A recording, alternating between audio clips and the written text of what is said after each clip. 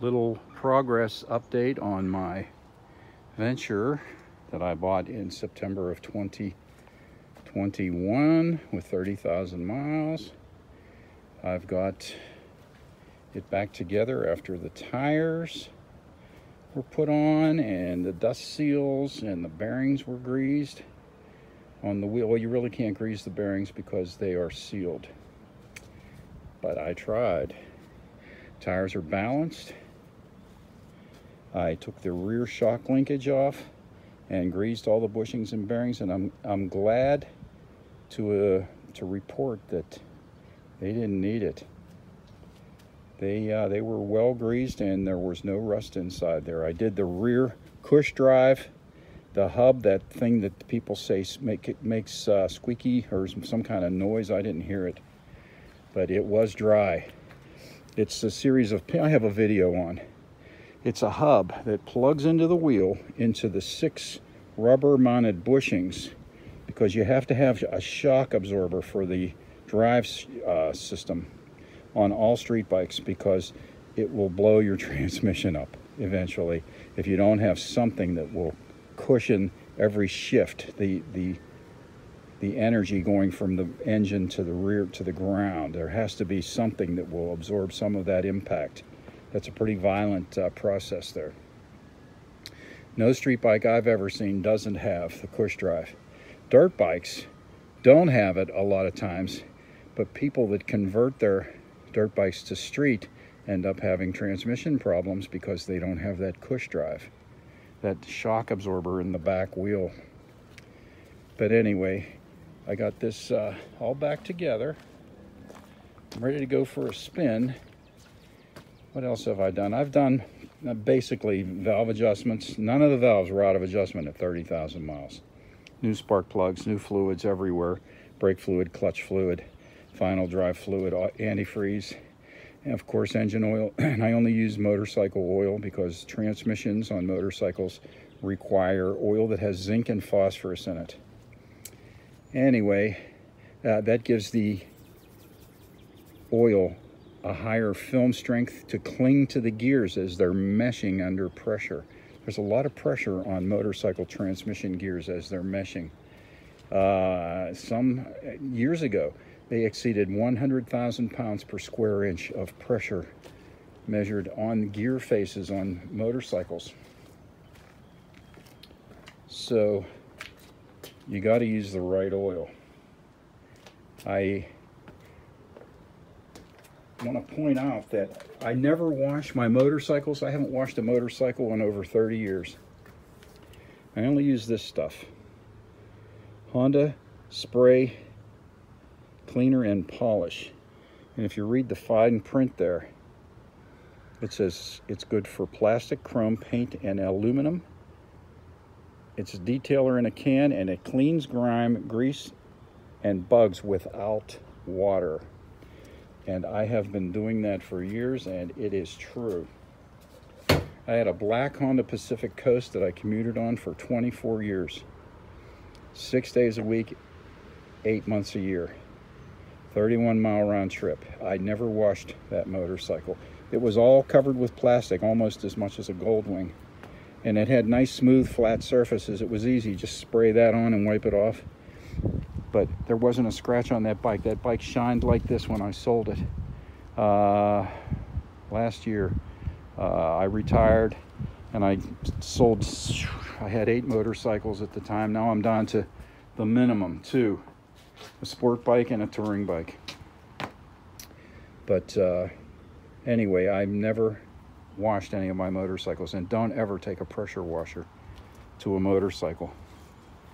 You push that water in your cables, in your electrics. It goes in your wheel bearings, into your forks if the seals are exposed, into your electrics on your motor, down all your wire harnesses. It just goes in everything, and you end up with water in your gauges, water in your turn signals and headlights. It destroys the motorcycle. I've pulled axles on quads. Now, quads go through creeks and stuff like that, but when people pressure wash them, they would bring them into the shop I worked at. And we would tell them, look, we're going to charge you an hour if we have to clean it. I'd pulled axles, and when we do, out comes this orange water from the water that got in from pressure washing it. The bike was clean, the quad was clean, but and I've seen rear axles on motorcycles destroyed. You can't get them out. Pounding on them with a sledgehammer to get them out. Can't get them out. They're rusted in there.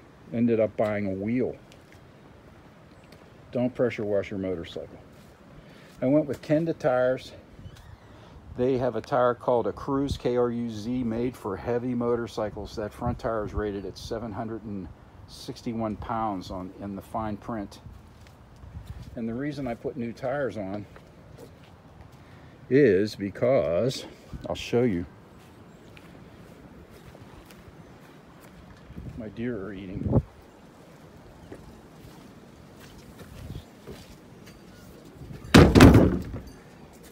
This tire has 3 millimeters of tread. That's all that front brand new tire on that Kenda has, is 3 millimeters of tread depth. So this tire was not worn out. Well, why did I replace it? Let's see if I can find it. There it is. On the other side. Look at this crack.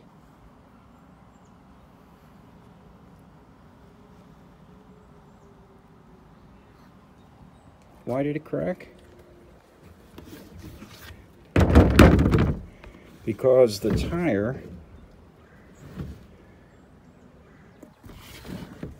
there it is, the DOT number, Department of Transportation number, the very tail end of it has the date the tire was made.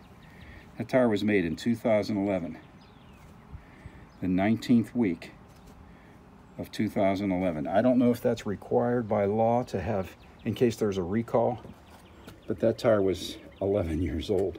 The other one was made in 2009. So that tire is 13 years old. That didn't have a failure, it just wore out.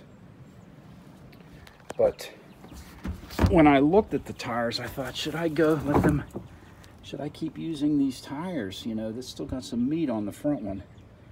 But after I examined the tires because of how old they were, I found that crack. So examine your sidewalls. Anyway, the venture's coming along.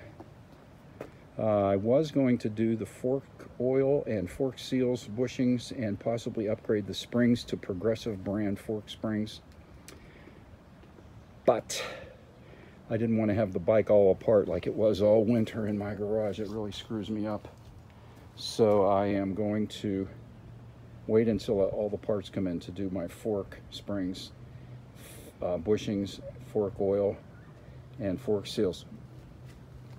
And one other thing, I had, this machine came with K&N air filters. Okay, after seeing videos on YouTube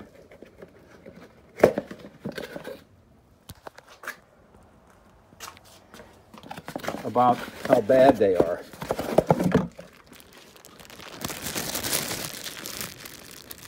I took them out and I put regular paper filters in. I am not going to use these. There is a guy that did a test on YouTube where he had a box and he used car filters of the exact same size so they would fit into this compartment he had made. And he put pressure on the compartment and he had a particulate counter on the bottom. And he sifted flour on the upper part of the box and he counted how much flour got through the filters. The standard paper filters from Purolator and Fram and all that, they had like under 100 particulates that got through. When it was time for the K&N that looked just like the motorcycle K&N filter, it was in the thousands how much crap got through there. I have a video on YouTube showing the dirt in my intake system on this bike when I first got it. I was blaming all that dirt on loose strap, on the way that the plumbing plugged together. But that wasn't it. It was the filters that were passing all that dirt through there. So when you, if you have K&N air filters in your bike, here's what you do.